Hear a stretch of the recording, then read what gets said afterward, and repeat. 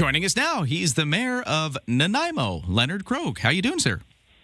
Good morning. I'm well, thank you. Always love to just sort of touch base with Nanaimo and see what's happening in the other big city of Vancouver Island. And one of the things that's going on in the news right now is to do with some road work that people are curious about. The Beban Parkway Roundabout project is getting a bit of buzz in the community. Talk about what's going on here.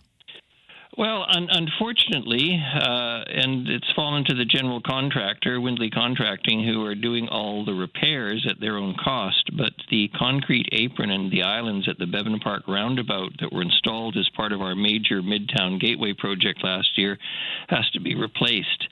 There's been cracking discovered during the warranty period. Tests in the concrete showed that it didn't meet the engineering specifications. The engineers looked at a variety of options and have decided, frankly, it just needs to be removed and replaced. So it's unfortunately going to close the area for a month, April 27th to May 27th, in order for the concrete to cure, reach its full strength. It's very disappointing, I must say. We have been very proud of that project. It provided a magnificent entrance to Beban Park, frankly, one of our major used areas, because we have major buildings there. The Vancouver Exhibition is held there. We have pickleball courts, which, as everyone in Victoria knows, are incredibly popular. Yeah. Tennis courts, mini golf. So, it's not a happy story, I must say. And I know that drivers are going to be frustrated, particularly as the spring rolls up. But I guess I could be cheeky and say, the good news is if it discourages people from driving, given the ridiculous price of gas, they'll save a little money. And that's my black humor for this morning. Oh, man. Now, like you said, this is something that had already been done. It's getting replaced because it was defective. Have you figured out what happened? Like, what went wrong with the first go?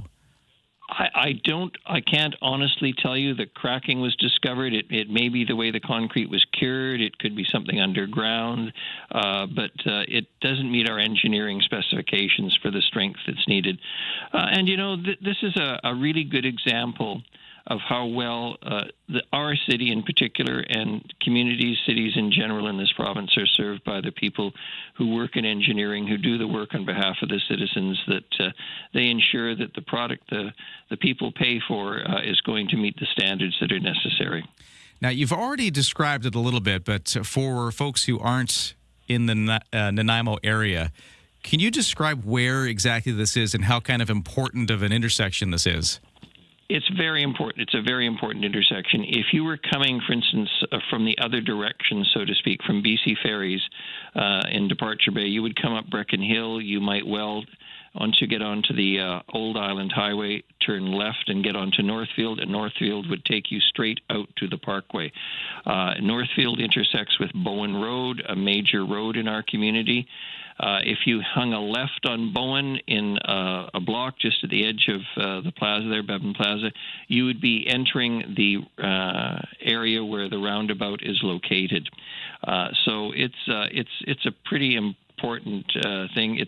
It's not fatal to traffic, but it's going to be a pain in the posterior for lots of folks. Okay, major issue in Nanaimo right now is they have to redo that road work. Again, the Beban Parkway roundabout, the roundabout. Okay, so that's going on. Also, a big to-do in Nanaimo over the weekend. You had the premiere up there. What was going on? Oh, well, Todd and Jocelyn Maffin, who last year created out of pixie dust in some ways an amazing event called Infusion in Nanaimo, basically put out an invitation for Americans in particular to come and visit beautiful Nanaimo, encouraged healthcare workers to come. I think, the estimate was sort of 300 to 500 last year gathered in Maffeo Sutton Park, one of our major waterfront parks. Picture was taken. It was a very casual affair. It wasn't meant to be political. It's just a way to say, look, we have friends across the border. We're a friendly and welcoming community. Come and support our tourism sector, visit our community. And if you're interested, please consider coming to work in healthcare. This year, the estimate is more like 800 or 900 people showed up.